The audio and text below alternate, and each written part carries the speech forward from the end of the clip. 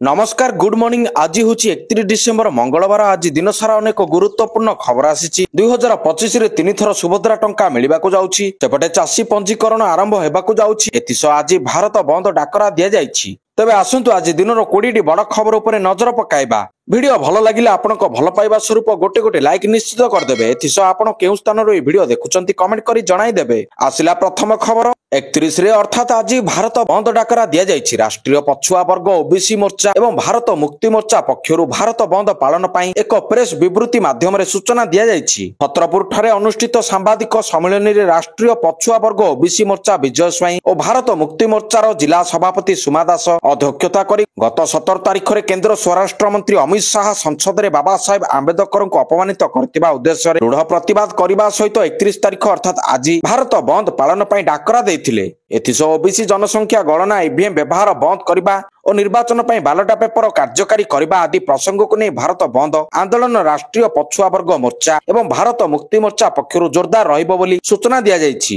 परवर्ती खबर 2025 रे 3 थर मिलिबो सुभद्रा टंका। सुभद्रा हिताधिकारी पई बड़ खबर 2025 रे 3 थर मिलबाकू जाउछि सुभद्रा टंका। समस्ते मां माने सुभद्रा योजनार लाभ पाइबे ने बड़ घोषणा करिसंती उपमुख्यमंत्री प्रभाती परिडा। उपमुख्यमंत्री प्रभाती परिडा कहिसंती 2025 सुभद्रा योजनार वर्ष हेबो। समस्त मां मानकू सुभद्रा टंका मिलिबो। प्रथमे मिलिबो प्रथम किस्तिर चतुर्थ पर्याय टंका मार्च 8 रे महिला दिवस रे मिलिबो सुभद्रार परवर्ती टंका। रक्षा बंधन रे मध्य मिलिबाकू जाउछि सुभद्रा टंका। जनवरी प्रथम सप्ताह रे पूरा सर्वे सरिबो। परवर्ती खबर राजस्व मंत्री को बड़ घोषणा सबु चाषी को मिलिबो क्षयक्षति सहायता।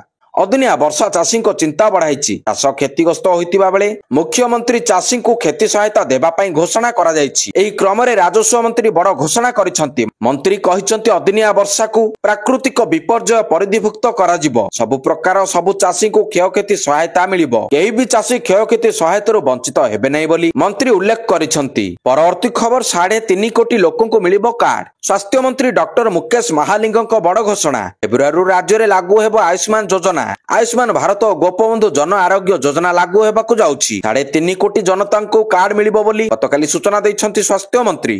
स्वास्थ्य मंत्री डॉक्टर मुकेश महालिंग कहिसंती नुआ वर्ष रे स्वास्थ्य क्षेत्र रे आसीबो बड़ परिवर्तन। परवर्ती खबर जिमी कोटान को परलोक। अमेरिकार पूर्वतन राष्ट्रपति जिमी कोटान को परलोक होइछि। देहांत बेलकू जिमी कोटान को 100 वर्ष होइतिबा बेले से निज घर जर्जिया रे मृत्युवरण करिसंती। से अमेरिकार 39तम राष्ट्रपति भावरे कार्य करथिले। से 1977 रु 1981 पर्यंत 4 वर्ष पई देशर राष्ट्रपति भावे कार्य करिसंती। राष्ट्रपति थिबा बेले से अनेक प्रशंसा साउंटिछंती। तांकू 2002 मसिया रे नोबेल शांति पुरस्कार प्रदान करा जायतिला। परवर्ती खबर गंजाम गस्त रे विरोधी दलर नेता चाषी को भेटिबा सह क्षयक्षति कले अनुध्यान। अदिनिया वर्षा चाषी को चिंता बढ़ाइछि। सेपटे फसल क्षतिग्रस्त होइतिबा बेले मुख्यमंत्री चाषी को क्षति सहायता देबा पई घोषणा करिसंती। सरकारक घोषणा परे मध्य विरोधी चाषीक पई अंटा भिड़िसंती। एही क्रम रे गतकाली गंजाम गस्तरे जाई बीजेडी सुप्रीमो नवीन पटनायक विभिन्न अंचल गस्त करी वर्षा जनित फसल क्षयक्षतिर समीक्षा करिसंती। चाषी मानक स्थिति परखिबा सह चाषीक दुख मध्य शुनिसंती। एथिसह आज मध्य 4टी जिला गस्त करिवार कार्यक्रम रहिछि। फसल हानि नै 4 जिला बुलिबे नवीन। पुरी जगतसिंहपुर केन्द्रापड़ा और कटक जिला बुली चाषीक सह कथा हेबे नवीन।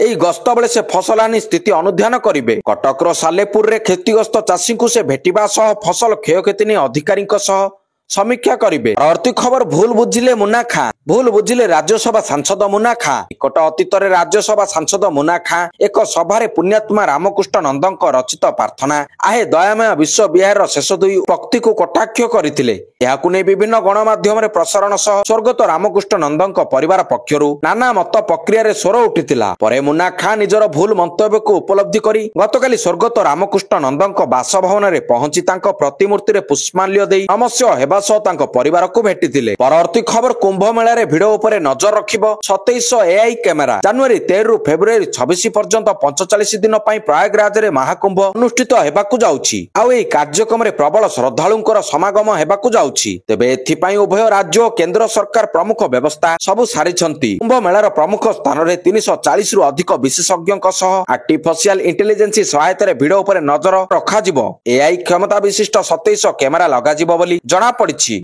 ଆସିଲା ପରବର୍ତ୍ତୀ ଖବର ବିଶ୍ୱାସ ଜିତିବାର ବେଳ ଆସିଛି। ଅମଳ ସମୟରେ 2 ସପ୍ତାହ ଧରି ଅଦିନିଆ ଲଘୁଚାପ ଜନିତ ଲଗାଣ ବର୍ଷା ଫସଲ ନଷ୍ଟ ଏବଂ 3 ଦିନରେ 4 ଜଣ ଚାଷୀଙ୍କ ମୃତ୍ୟୁ ଘଟଣାକୁ ନେଇ ରାଜ୍ୟରେ ଏକ ଚିନ୍ତାଜନକ ପରିସ୍ଥିତି ସୃଷ୍ଟି ହୋଇଥିବା ବେଳେ ଓଡ଼ିଶା ଚାଷୀ ଭୟଙ୍କର ସଙ୍କଟ ଦେଇ ଗତି କରୁଛନ୍ତି। ପ୍ରକୃତିର ଶକ୍ତ ପ୍ରହାର ଚାଷୀଙ୍କ ମେରୁଦଣ୍ଡକୁ ଦୋହଲାଇ ଦେଇଛି। ସମସ୍ତ ଘଟଣା ରାଜନୈତିକ କ୍ଷେତ୍ରରେ ବେଶ୍ ତତ୍ପରତା ସୃଷ୍ଟି କରିଛି। ବିରୋଧୀ ଦଳର ନେତାମାନେ ଧାନ ବିଲ ବୁଲି କୃଷକମାନଙ୍କ ସହିତ ଫସଲ କ୍ଷୟକ୍ଷତି ବିଷୟରେ ଆଲୋଚନା କରିବା ସହ ମୃତ ଚାଷୀଙ୍କ ପରିବାରକୁ ଭେଟିବା ଏବଂ ରାଜ୍ୟ ସରକାରଙ୍କୁ ଟାର୍ଗେଟ କରିବା ପରେ ସରକାରୀ ଦଳ ଓ କଳ କ୍ଷେତ ଆଡକୁ ମୁହାଁଇଲେ। ଖୋଦ୍ ମୁଖ୍ୟମନ୍ତ୍ରୀ ମୋହନ ଚରଣ ମାଝୀ ଦକ୍ଷିଣ ଓଡ଼ିଶାର କ୍ଷତିଗ୍ରସ୍ତ କୃଷକମାନଙ୍କ ଗହଣକୁ ଯାଇ ବିଲ ହିଡରେ ଠିଆ ହୋଇ ଚାଷୀଙ୍କ ସହିତ ଆଲୋଚନା କରି ବିରୋଧୀଙ୍କୁ ଜବାବ ଦେଲେ। 2 ଉପମୁଖ୍ୟମନ୍ତ୍ରୀ ଓ ମନ୍ତ୍ରୀମାନେ ମଧ୍ୟ କ୍ଷେତକୁ ଯାଇ ଚାଷୀଙ୍କ ଦୁଃଖରେ ଠିଆ ହୋଇଛନ୍ତି। ପରବର୍ତ୍ତୀ ଖବର ବୁଧବାର ଅର୍ଥାତ୍ ଆସନ୍ତାକାଲିଠାରୁ ଚାଷୀ ପଞ୍ଜୀକରଣ ଆରମ୍ଭ ହେବ। ରାଜ୍ୟ ସରକାର ଚାଷୀମାନଙ୍କ ପାଇଁ ପଞ୍ଜୀକରଣ ପ୍ରକ୍ରିୟା ଆସନ୍ତାକାଲି ଆରମ୍ଭ କରିବେ। ଡିଜିଟାଲ କୃଷି ଅଧୀନରେ ଅଫଲାଇନ ଓ ଅନଲାଇନ ମାଧ୍ୟମରେ ଜାନୁଆରୀ ମାସ 1 ତାରିଖରୁ ଚାଷୀ ପଞ୍ଜୀକରଣ ଆରମ୍ଭ ହୋଇ ମାର୍ଚ୍ଚ ମାସ 31 ତାରିଖ ପର୍ଯ୍ୟନ୍ତ ଚାଲିବ। ଚାଷୀମାନେ ଜନସେବା କେନ୍ଦ୍ରରେ ମଧ୍ୟ ପଞ୍ଜୀକରଣ କରାଇ ପାରିବେ। କୌଣସି ଅସୁବିଧାର ସମ୍ମୁଖୀନ ହେଲେ 1553333 ନମ୍ବରକୁ ଯୋଗାଯୋଗ କରିପାରିବେ ବୋଲି ସରକାରଙ୍କ ପକ୍ଷରୁ କୁହାଯାଇଛି। ରାଜ୍ୟରେ ଅନେକ ନକଲି ଚାଷୀ ବା ଅଣଚାଷୀ ରହିଛନ୍ତି। ଚାଷୀ ନ ହୋଇ ମଧ୍ୟ ଚାଷୀ ହେବାର ସମସ୍ତ ଫାଇଦା ଲାଭ କରୁଛନ୍ତି। ଏଥିପାଇଁ ସରକାର ପୁଣି ପଞ୍ଜୀକରଣ ଆରମ୍ଭ କରିଛନ୍ତି। ପରବର୍ତ୍ତୀ ଖବର ମେଲବୋର୍ଣ୍ଣରେ ହାରିଲା ଭାରତ। ମେଲବୋର୍ଣ୍ଣ ଟେଷ୍ଟରେ ହାରିଛି ଭାରତ। ଆତ୍ମସମର୍ପଣ କଲା ଟିମ୍ ଇଣ୍ଡିଆ। 184 ରନରେ ଚତୁର୍ଥ ଟେଷ୍ଟରେ ଜିତିଲା ଅଷ୍ଟ୍ରେଲିଆ। ଫେଲ ମାରିଲେ ଟିମ୍ ଇଣ୍ଡିଆର ଷ୍ଟାର ବ୍ୟାଟ୍ସମ୍ୟାନ ରୋହିତ କୋହଲି ଓ ରାହୁଲ। 2 ଅଙ୍କ ବି ଛୁଇଁ ପାରିଲେନି 8 ଜଣ ବ୍ୟାଟର। ଭାରତ ପ୍ରଥମ ଇନିଂସରେ 369 ରନ୍ କରିଥିଲେ। ଦ୍ୱିତୀୟ ଇନିଂସରେ ମାତ୍ର 155 ରନରେ ଅଲ ଆଉଟ୍ ହୋଇଛି ଟିମ୍। ବର୍ତ୍ତମାନ ସିରିଜରେ 2-1 ଆଗୁଆ ରହିଛି କଙ୍ଗାରୁ ଦଳ।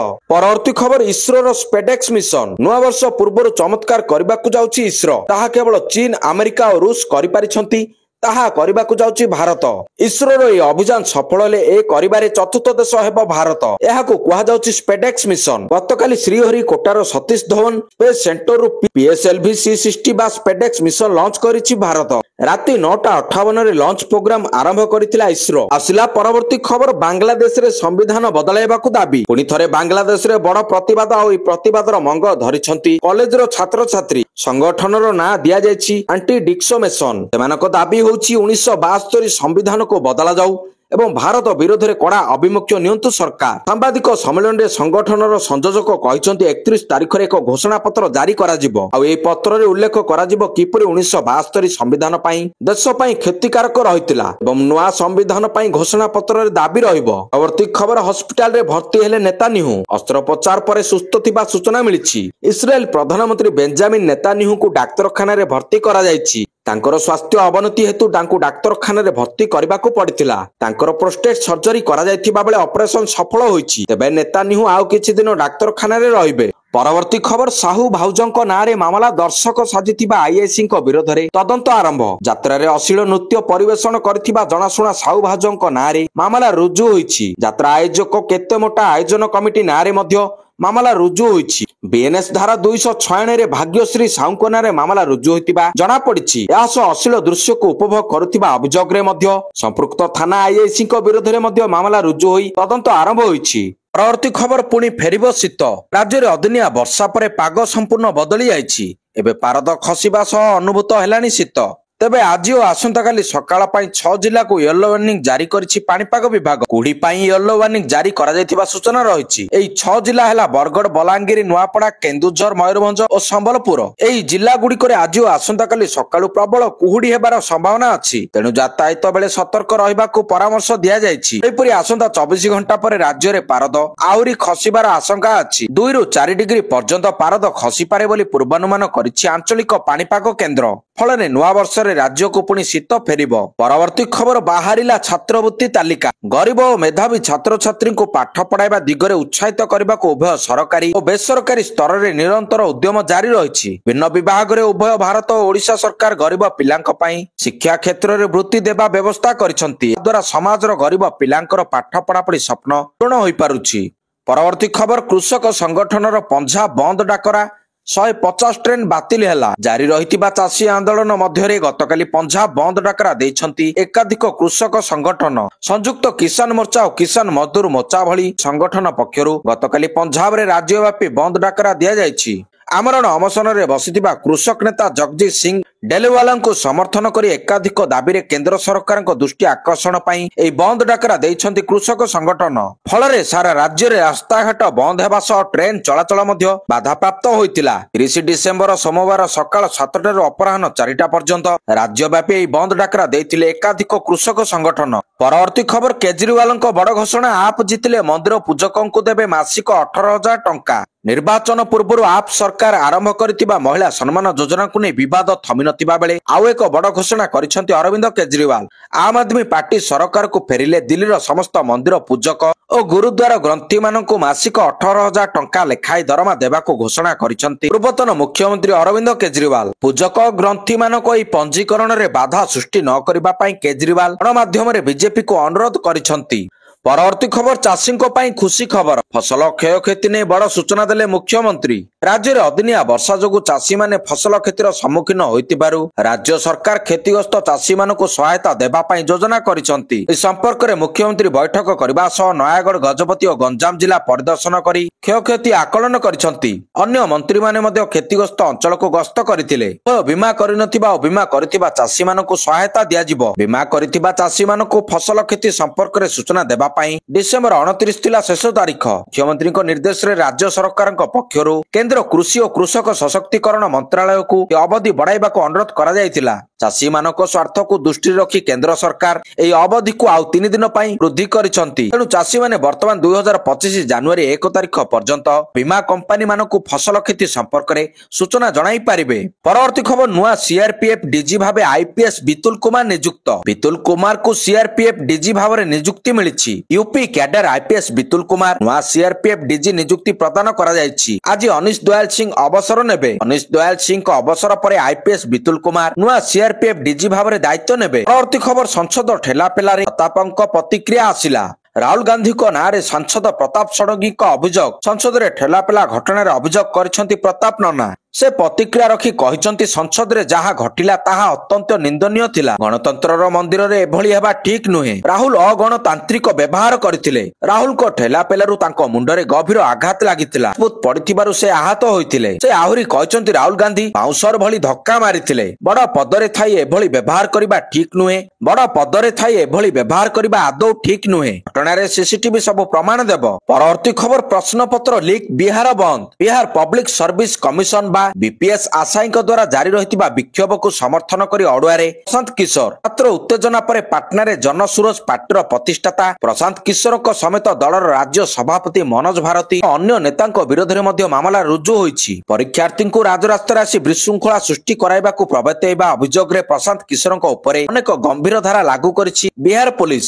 ଡିସେମ୍ବର 13ରେ ହୋଇଥିବା ପରୀକ୍ଷାରେ ବ୍ୟାପକ ଅନିୟମିତତା ହୋଇଥିବା ଅଭିଯୋଗ କରି ଆଶାୟୀମାନେ ପୁନଃ ପରୀକ୍ଷା ଦାବିରେ ଆନ୍ଦୋଳନ କରୁଛନ୍ତି। ପରବର୍ତ୍ତୀ ଖବର, ପୁରୀରେ ହଜାର ହଜାର ଭକ୍ତ। ନୂଆବର୍ଷ ପାଇଁ ପୁରୀରେ ବଢୁଛି ଶ୍ରଦ୍ଧାଳୁଙ୍କ ଭିଡ। ହଜାର ହଜାର ଶ୍ରଦ୍ଧାଳୁ ଏବଂ ପର୍ଯ୍ୟଟକ ପୁରୀକୁ ଆସୁଛନ୍ତି। ଡିସେମ୍ବର 31 ଅର୍ଥାତ୍ ଆଜି ଓ ଜାନୁଆରୀ 1 ତାରିଖ ଏହି 2 ଦିନ ପାଇଁ ଶ୍ରୀମନ୍ଦିରରେ ପ୍ରବେଶ ଓ ପ୍ରସ୍ଥାନ ଉପରେ କଟକଣା ଲଗାଯାଇଛି। ଏହି 2 ଦିନ କେବଳ ସିଂହଦ୍ୱାର ଦେଇ ଭକ୍ତ ପ୍ରବେଶ କରିବେ ଏବଂ ବାକି 3 ଦ୍ୱାର ଦେଇ ବାହାରକୁ ଆସିବେ। ଶ୍ରୀମନ୍ଦିର ପ୍ରଶାସନ ପକ୍ଷରୁ ବିଜ୍ଞପ୍ତି ଜାରି ହୋଇଛି। ଭକ୍ତଙ୍କୁ ଏବେ 4 ଦ୍ୱାର ଦେଇ ପ୍ରବେଶ ନିୟମ ରହିଥିଲେ ମଧ୍ୟ ପ୍ରବଳ ଭିଡକୁ ଦୃଷ୍ଟିରେ ରଖି ଏଭଳି କଟକଣା ଜାରି ହୋଇଛି।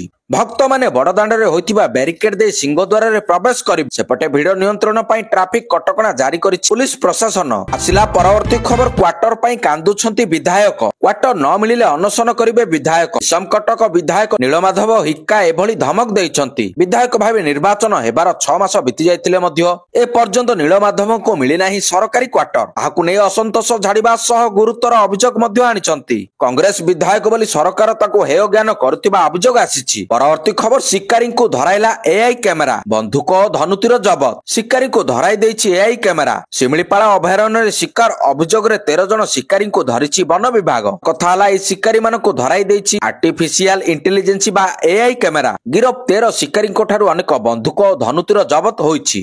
ପରବର୍ତ୍ତୀ ଖବର, ଖୋଲୁନାହିଁ ମଣ୍ଡି, ମାତିଛନ୍ତି ଦଲାଲ। ବର୍ଷ ଆରମ୍ଭରୁ ସତେ ଯେମିତି ଦୁଃଖ ଚାଷୀର ପିଛା ଛାଡୁନାହିଁ। କେବେ ବାତ୍ୟା ତ ଆଉ କେତେବେଳେ ଅଦିନିଆ ଲଘୁଚାପ ବର୍ଷା। ପାଣିରେ ବୁଡି ରହି ଧାନ ଗଛ ନଷ୍ଟ ହୋଇଗଲାଣି। ଆଉ ଏପଟେ ସରକାର ମଣ୍ଡି ଖୋଲୁନାହାନ୍ତି। ଫଳରେ ଘରୋଇ ବ୍ୟବସାୟୀ ମାନଙ୍କୁ କମ ଦରରେ ଚାଷୀକୁ ଧାନ ବିକିବା ପାଇଁ ପଡୁଛି, ଯାହା ଚାଷୀ ପାଇଁ ମୁଣ୍ଡବିନ୍ଧାର କାରଣ ପାଲଟି ଯାଇଛି। ସରକାରୀ ମଣ୍ଡିରେ ଧାନ କ୍ୱିଣ୍ଟାଲ ପିଛା 3100 ଟଙ୍କା ଥିବା ବେଳେ ଘରୋଇ ବ୍ୟବସାୟୀ କ୍ୱିଣ୍ଟାଲ ପିଛା 1800ରୁ 1900 ଟଙ୍କାରେ ନେଉଛନ୍ତି।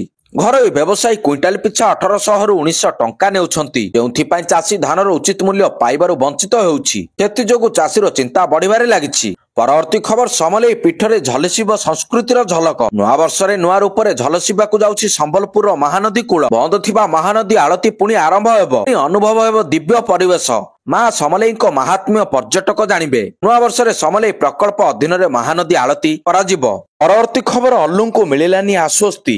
ହାଇଦ୍ରାବାଦ ଥିଏଟରରେ ଦଳାଚକଟା ମାମଲାରେ ଗତକାଲି ମଧ୍ୟ ଅଭିନେତା ଅଲ୍ଲୁ ଅର୍ଜୁନଙ୍କୁ ମିଳିନାହିଁ ଆଶ୍ୱସ୍ତି। ଜାନୁଆରୀ 3ରେ କୋର୍ଟ ଜାମିନ ଆବେଦନ ଉପରେ ଶୁଣାଣି କରିବେ। ଏହି ଦିନ ଜଣାପଡ଼ିବ ଦଳାଚକଟା ଘଟଣାରେ ଅଭିନେତାଙ୍କୁ ଜେଲ୍ ମିଳିବ ନା ବେଲ୍। ପୁଷ୍ପା2 ପ୍ରିମିୟର ସମୟରେ ଅଭିନେତା ଥିଏଟରରେ ବିନା ଅନୁମତି ଓ ସୂଚନାରେ ପହଞ୍ଚିବା ପରେ ପ୍ରଶଂସକମାନେ ତାଙ୍କୁ ଦେଖିବା ପାଇଁ ପ୍ରବଳ ଭିଡ଼ ଲଗାଇଥିଲେ। ପରେ ଦଳାଚକଟାରେ କବିତା ନାମ୍ନୀ ମହିଳା ପ୍ରଥମେ ଗୁରୁତର ଆହତ ପରେ ଡାକ୍ତରଖାନା ଚିକିତ୍ସା ଅବସ୍ଥାରେ ମୃତ୍ୟୁ ହୋଇଥିଲା।